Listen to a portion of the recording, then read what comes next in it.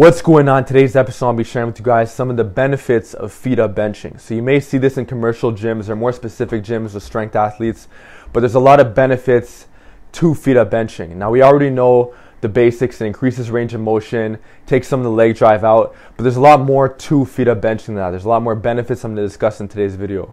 So speaking of range of motion, if you're also looking for a system that incorporates close grip pressing to build your triceps, along with a lot of wide grip pulling to build up your whole back, check out my Silverback system. Before we get into feet up benching, let's talk about regular benching. If you're under 6 feet tall and you put your feet on the ground, chances are there's going to be somewhat of an arch in your lower back.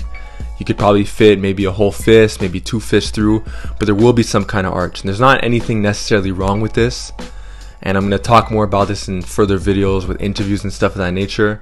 But if you don't want to be lifting an extension all the time, if you're already doing a lot of squats, a lot of deadlifts, a lot of overhead presses, and you're in a lot of extension when you do those lifts, and you want to basically give yourself a little bit of a break from being in so much extension, that's where the feet up benching comes into play. So as you can see, you could put blocks, you could put cinder blocks, and this gives your lower back a little bit of a break. You don't have to be in as much of extension because your knees are higher than your hips. So in other words, you're still doing a bench press, it's still a horizontal push, but the main difference is that we're bringing the ground closer up to you, and the higher up the knees are than the hips, the more it tucks the pelvis and the more of a flat back we get.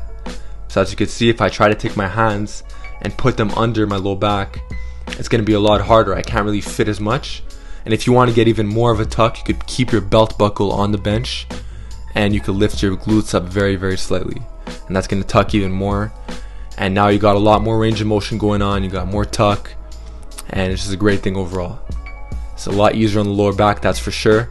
So it gives it a little bit of a break, you get more out of less weight, and it also takes the leg drive out of the lift as well. So this is an exercise that could give you a break from all that overarching, so you could get a lot more tuck. And this could also be applied to incline bench. You could put a box right in front of the incline, and it's going to tuck the pelvis more. Even on seated overhead press, the same thing could apply. But what if you don't have access to a box? What if you don't have access to all these cinder blocks?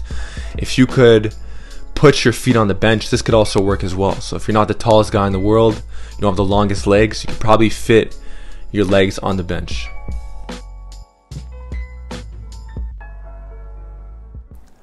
Alright, so you guys have it. Those are some of the benefits of feet up benching. Let me know in the comment section below if I forgot any of the benefits and if you incorporate any feet up benching in your program. On a side note, congratulations to everybody who invests in the Silverback program. One step closer to getting your physique goals of the back, shoulders, and triceps. So subscribe to the channel. See you soon.